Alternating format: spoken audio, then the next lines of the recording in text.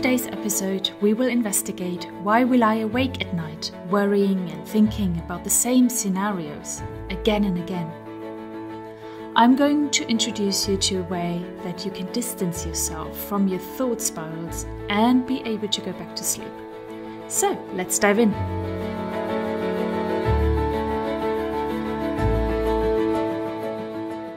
Do you know the feeling of lying awake at night with your head switched on like a light bulb? Thought spirals, right? Oh, can't shut them off. Thinking about the meeting earlier that did not go so well. How could I have done it better? So these are the kind of thoughts that are going through my mind. Or worrying about the future. Any kind of work that needs to get done, a presentation that has to be perfect by Friday, or maybe a meeting that might just not go as planned as we wanted it to be. In my case, sometimes it's even just a to-do list. I keep thinking about all the things that I need to do, need to take care of, and then I lie awake worrying that I will forget them on the next day and just don't get to do it. Crazy, right?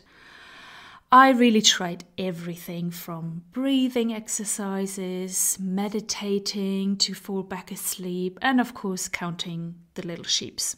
The only thing that really works for me is start reading my book. So I always read a book to fall asleep, and that's really the only thing that helps me then go back to sleep again.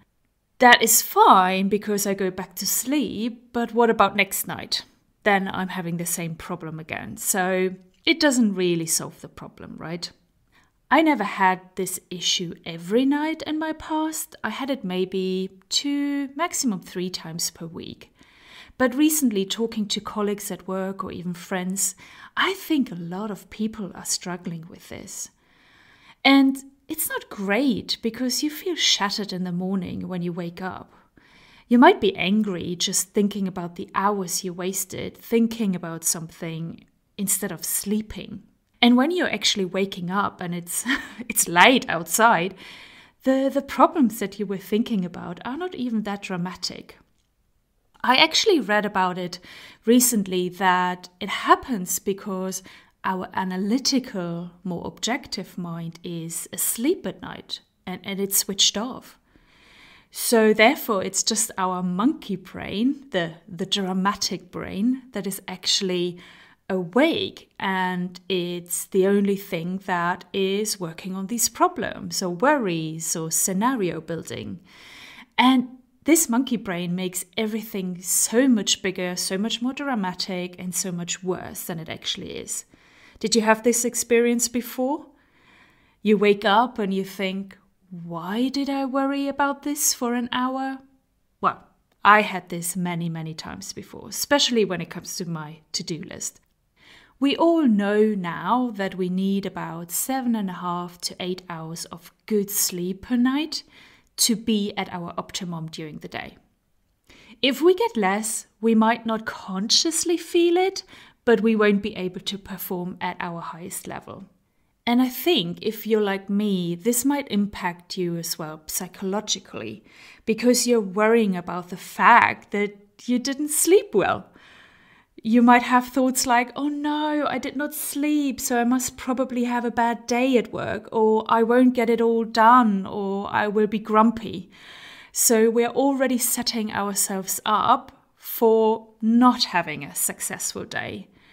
So all in all, a bit of a devious cycle. Well, put your hands up if you've been there before or experienced it on a regular basis. I feel you. So what happened for me to not have these hours of being awake anymore at all is something quite different to the sheep counting. And don't get me wrong, sometimes I'm still awake at night. I would say maybe once every 3 or 4 weeks, but then it's not anymore about the thinking spirals that are going in my head, but it might be something else. So I was able to say goodbye to this, and I want you to say goodbye to it as well. So that's why I'm talking to you about this today. So what actually happened for me? I actually did not try to solve this exact issue, but the resolution was kind of a byproduct to some other work I was doing. So by sharing this little bit of journey that I went through today with you, I hope you can apply my learnings directly when you are lying awake at night. And hopefully you can then go back to sleep again pretty soon and much quicker and leave this all behind. The big realization that helped me overcome this is that my mind is a tool that I can regulate. I always say now, I am not my mind, I am not my body. Honestly, most of my life I was convinced that I'm my mind. And my mind is the most important part of me and my life. I was convinced that solving all of my problems in my life and reaching the goals that I wanted, I just have to control my mind. I have to fix my mind. I have to let go of some thinkings, but in a more efforty way, that I have to control it. I have to get a better mind, something like that. So I really truly thought my whole life until about 1.5 years ago that I'm mostly my mind, I'm my thoughts, and that's really what I have to fix to get to be a better person, right? And then what happened about 1.5 years ago is that I started to meditate. And during meditation, you are asked to take away your attention from your body and from your mind, as in your thoughts. You should quieten your thoughts. So while practicing, I had this light bulb moment that when I don't feel my body and I don't have any thoughts, I am still here. There is something else still here in existence in this present moment. And it's not my body and it's not my thoughts because they are currently not here. Wow, this was a huge realization for me, given that my whole life I thought that I am my mind, I am my thoughts. So yeah, I had this amazing realization, and hey, maybe you had this already, so congratulations. I'm so glad that you had it already because it's powerful. And if you don't, hopefully by listening to this, you will start having this realization that you're not your mind, you're not your body, you're something else, you're something higher. And I'm not going to go too deep into this topic today. I will do this in another episode, but the important eye-opening realization was that I'm not my mind and that my mind is actually just a tool to be used in life. Yes, sure, our mind is pretty strong and it's pretty switched on all day long. And it needs practice to apply this learning into your life. And meditation really helps with that. And I call it becoming the observer in your life.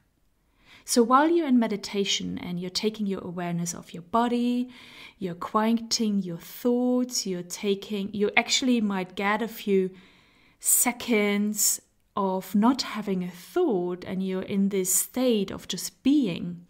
You become kind of your observer of your mind and your body.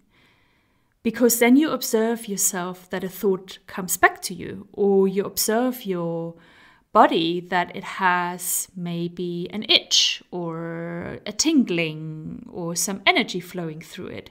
So you actually, from that space of being, you become an observer through the meditation practice where you see thoughts coming by, you see things happening in your body. So you're actually putting some distance between you, your body, and your mind. And because you realize that you're not your body and your mind, you start to be able to observe your mind more, even outside of the meditative state. So even when you go back to your normal life, you start to realize and start observing sometimes you having specific thoughts, especially the ones that you might not really want to have all the time. And this is really what helped me to take my mind not so seriously anymore. That really helped me from sleeping better at night. I know. I learned to observe my thoughts. I started directing my thoughts into the direction that I want them to be much more beneficial for me. And I learned to stop my thinking spirals much, much quicker. So I catch myself and I stop them and really kind of ignore them because I know they're useless and it's just my mind going off on a tangent. That ability gives me the power to not let them keep me from sleeping at night. And I mentioned before, I did not get this benefit of sleeping better now directly by applying this, but more by going through some back roads to get to the state that I'm at now, where these kind of thinking spirals and worries and scenario buildings do not keep me up at night. But all of what I described until now has gotten myself to experience good nights of sleep. And it is because of the development of my observer and distancing myself from my mind and my thoughts. So how can you develop your observer, especially in the middle of the night when you're already awake anyway? Try to look at yourself as another person while you're lying in bed, wide awake. Observe what is happening to you without any judgment. Just observe. Don't become an observer of yourself out of judgment or to move away from the situation that you just don't want happening. But move into the role of the observer out of love to yourself, because you know this can bring you closer to your true self and it can bring you closer to sleeping. Stepping outside of yourself gives you the distance from this whirlwind of thoughts and spirals going on in your head. And it can provide you with a different perspective on these thoughts that you keep having. It will just stop your spiral of thoughts because you're not in it anymore. You're standing or lying right next to it. Try it out. It's kind of a first step of understanding the distance that you can put between yourself, your true self, and your thoughts. And it's a first step of becoming the observer in your life. Because it really helped me to stop this craziness in the hours at night, I hope it will do the same for you. Now that you know more about the observer, try even using it during your day, especially when you feel in an uncomfortable place, maybe emotionally, maybe even physically or mentally.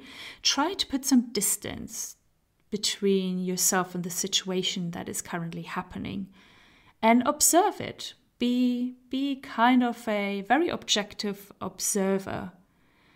This is going to be so powerful for you. You will see. Right, I hope this little insight and an exercise for you to take at night will quieten your thinking spirals, but I hope it will be even more transformative in your life, similar to how it was for myself. For sure, we will come back to the observer in future episodes, so make sure you subscribe to catch these. I'm linking as well a video I created earlier this year where I explained the observer in more detail and how I actually learned about it during my meditation journey. So check it out if you want to learn more about it. And feel free to join us in our free Facebook group called Raising Our Energy Community. That's where we talk all about energy, self-development, and how we can grow as humans and support each other on our journeys. I will make sure to put the link into the show notes as well. And with that, I love you and leave you, and talk soon.